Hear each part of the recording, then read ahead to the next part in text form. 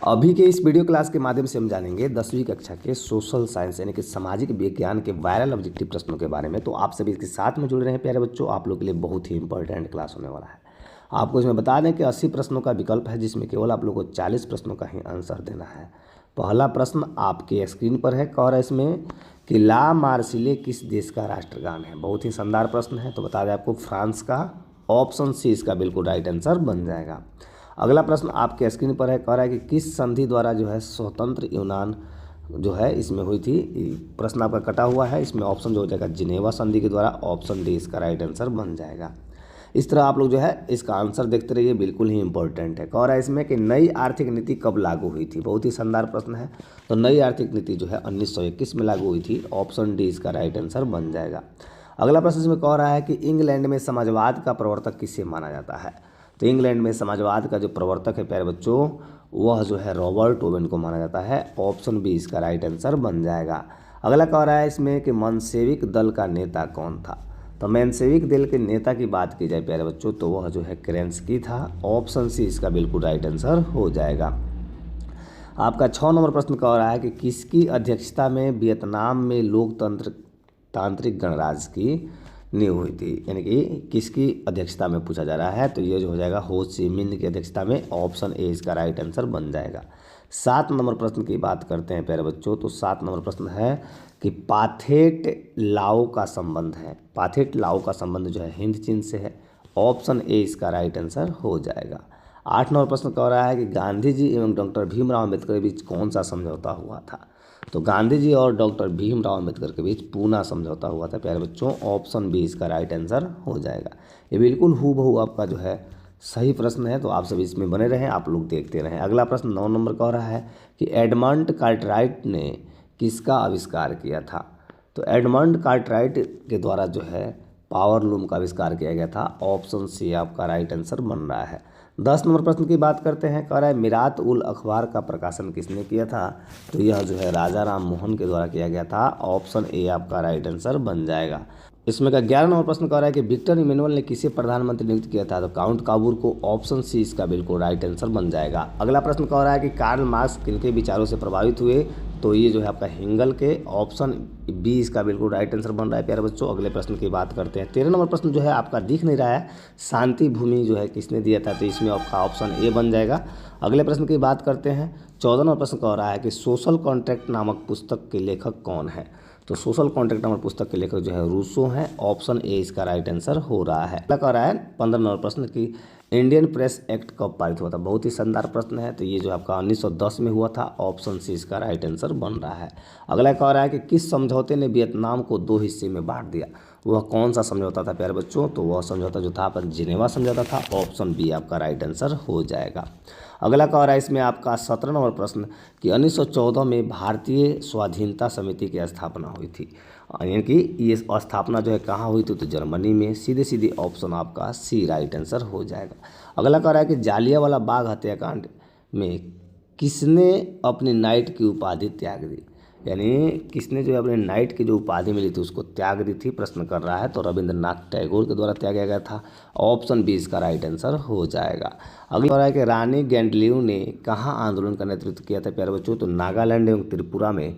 Option C आपका बिल्कुल right answer बन जाएगा। अगला प्रश्न कह रहा है कि पूर्ण स्वराज की मांग का प्रस्ताव कांग्रेस के कौन से अधिवेशन में कहा लिया गया था। ये प्रश्न आपका कर रहा है। तो 1929 के लाहौर अधिवेशन में। ऑप्शन आपका ए बिल्कुल राइट आंसर बन जाएगा। 21 नंबर प्रश्न की बात करते हैं। तो प्रश्न कह रहा है आपका कि बंगाल विभाजन कब वापस लिया गया। बहुत ही शानदार प्रश्न है। तो बंगाल विभाजन की बात करें तो 1911 में वापस ले लिया गया। ऑप्शन बी इसका राइट आंसर बन जाएगा। अगला प्रश्न कह रहा है कि निम्न में से किस मिट्टी में उर्वरता सबसे कम होती है। तो लैटेराइट मिट्टी में। ऑप्शन बी इसका बिल्कुल राइट आंसर बन जाएगा। आपका 23 नंबर प्रश्न कह रहा है निम्न में कौन जो है लौह अयस्क है। इसमें आपका प्रश्न जो है मिट रहा है, बस इसका आंसर बता देते हैं आपको प्यारे बच्चों। ऑप्शन जो हो जाएगा आपका सी इसमें राइट आंसर बन जाएगा 23 नंबर प्रश्न का। 24 नंबर की बात करते हैं। तो 24 नंबर प्रश्न आपसे कह रहा है कि सबसे बड़ा तेल शोधक कारखाना कहाँ स्थित है। सबसे बड़ा तेल शोधक कारखाना की बात की जाए प्यारे बच्चों, तो वह जो है आपके जामनगर में है। ऑप्शन ए इसका राइट आंसर बन जाएगा। अगला प्रश्न 25 नंबर कह रहा है कि निम्न में से किसे आधार मानकर धरातल की ऊंचाई मापी जाती है। किसे आधार माना जाता है? जिसे धरातल, तो सागरीय तल होता है। ऑप्शन सी इसका राइट आंसर बन जाएगा। अगला प्रश्न कह रहा है कि निम्न में से किसे बाढ़ का देश कहते हैं? यानी बाढ़ का देश जो है किसे कहा जाता है, प्रश्न आपसे कर रहा है, तो बांग्लादेश को। ऑप्शन डी इसका राइट आंसर हो जाएगा। 27 नंबर प्रश्न की बात करते हैं। कह रहा है कि सिमलीपाल राष्ट्रीय उद्यान है, सिमलीपाल राष्ट्रीय उद्यान जो है प्यारे बच्चों कहाँ है? तो उड़ीसा में है। ऑप्शन ए इसका बिल्कुल राइट आंसर बन जाएगा। अगला 28 नंबर कह रहा है कि सागर सम्राट क्या है? बहुत ही शानदार प्रश्न है। तो सागर सम्राट जो है प्यारे बच्चों ड्रिल शिप होता है, जलयान होता है। ऑप्शन आपका जो हो जाएगा इसमें बी राइट आंसर बन जाएगा। अगला कह रहा है इसमें कि पृथ्वी के उच्च ताप से ऊर्जा को कहते हैं, कि पृथ्वी के उच्च ताप से ऊर्जा को क्या कहा जाता है? तो भूतापीय ऊर्जा। ऑप्शन डी आपका राइट आंसर बन जाएगा। 30 नंबर प्रश्न की बात करते हैं। प्रश्न कह रहा है कि निम्न में से कहाँ तेल शोधक कारखाना नहीं है? तेल शोधक कारखाना कहाँ नहीं है? तो सूरत में। ऑप्शन डी इसका बिल्कुल राइट आंसर बन जाएगा।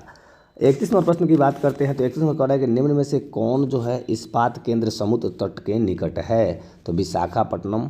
ऑप्शन बी इसका राइट आंसर बन जाएगा। कि निम्न में से कौन व्यापारिक फसल है? तो इसके लिए ऑप्शन आपका डी राइट आंसर बन जाएगा प्यारे बच्चों 32 नंबर प्रश्न का। 33 नंबर प्रश्न की बात करते हैं। कह रहा है कि वायुयान उद्योग का कारखाना कहाँ स्थित है? तो वायुयान उद्योग की कारखाना की बात करें प्यारे बच्चों तो वह जो है बेंगलुरु में है। ऑप्शन सी आपका राइट आंसर बन जाएगा। अगला कह रहा है 34 नंबर प्रश्न जो दिया है, निम्न में से कौन आर्थिक क्षेत्र के सबसे पहले स्थापित किया गया? ये प्रश्न आपका जो है 34 नंबर है। इसमें हो जाएगा कांडला क्षेत्र। ऑप्शन बी आपका राइट आंसर बन जाएगा। आपका 35 नंबर प्रश्न कह रहा है कि पूर्व रेलवे का मुख्यालय कहाँ है? पूर्व रेलवे का मुख्यालय की बात करें तो कोलकाता में है। ऑप्शन डी इसका राइट आंसर बन जाएगा। अगला प्रश्न 36 नंबर कह रहा है आपसे कि भारत में ज्वार की सबसे अधिक खेती किस राज्य में होती है? तो वह जो है महाराष्ट्र में। ऑप्शन डी इसका राइट आंसर हो जाएगा। 37 नंबर प्रश्न कह रहा है आपसे कि निम्न में से क्या सामुदायिक संसाधन है? सामुदायिक संसाधन पूछा जा रहा है प्यारे बच्चों, तो पंचायत भवन। ऑप्शन बी आपका 37 नंबर। 38 नंबर प्रश्न आपसे कह रहा है कि भूस्खलन प्रवण क्षेत्र में ढलान का मकान का निर्माण कैसे होता है? यानी ढलान मकान का जो निर्माण होता है वह किस प्रकार होता है प्यारे बच्चों? तो वह हो जाएगा इसमें ऑप्शन जो हो जाएगा आपका बी राइट आंसर बन जाएगा। अगला प्रश्न इसमें कह रहा है प्यारे बच्चों 39 नंबर के निम्न में से कौन प्राकृतिक डॉट डॉट इसमें दिया हुआ है?